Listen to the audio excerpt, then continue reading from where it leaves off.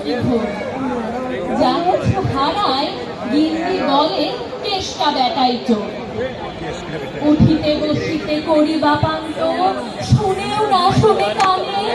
যত পায় বেদ না পায় বেতন, তবু না চেতন হয়। বড় প্রয়োজন ডাকি প্রাণপণ, চিৎকার করি চেষ্টা। যত করি তারা নাহি পাই সারা, খুঁজে ফিরি সারা দেশ। তিনখানা দিলে একখানা রাখি, বাকি কোথা নাহি যায়। একখানা দিলে নিমেষ ফেরিতে তিনখানা করে আনো। যেখানে সেখানে দিবসে দুপুরে নিদ্রাটি আছে সাধা। মহাকলরবে গালি দেই যবে পাতি হতভাগা গাথা। দরজার পাশে দাঁড়িয়ে সে হাসি, দেখে জ্বলে যায় পিত্ত।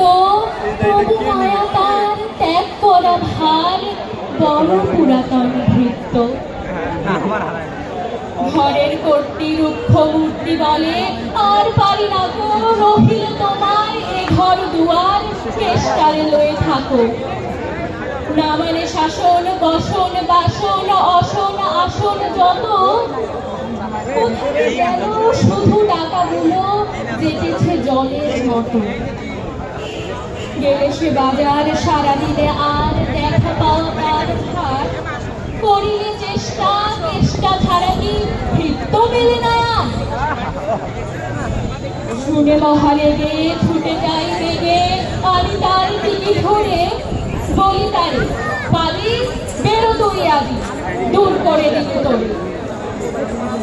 ফিরে চলে যায়, ভাবি গেল কাজ।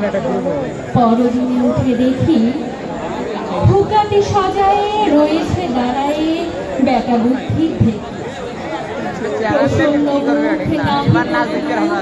অতি অকাতর চিত্ত, ছাড়ালে না ছাড়ে কি করিব তারে। পুরাতন ভৃত্য। সে বছরে ফাঁকা পেন কিছু টাকা করিয়া দালাল গিরি। করিলাম মোর বাড়ি আসিব ফিরে। পরিবার তার সাথে যেতে বুঝায় বলিল তারে, পতির পুণ্যে সতীর পুণ্য,